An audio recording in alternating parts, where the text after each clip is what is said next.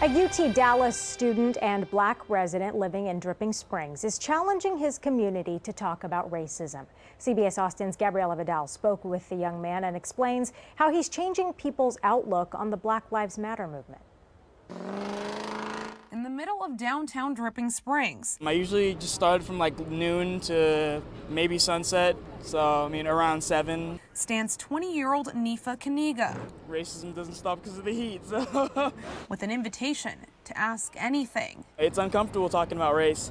It's uncomfortable having to put yourself out here.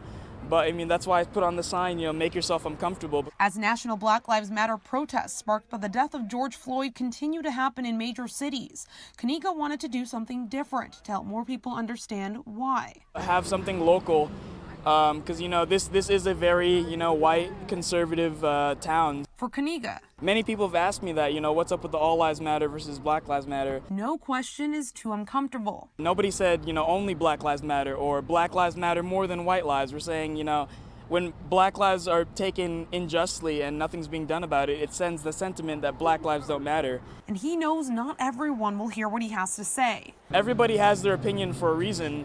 And I think having empathy and, just trying to understand, well, I mean, where are you coming from in this point of view and, hearing their point of view. But he says he's surprised many in his community have come to ask him tough questions about race.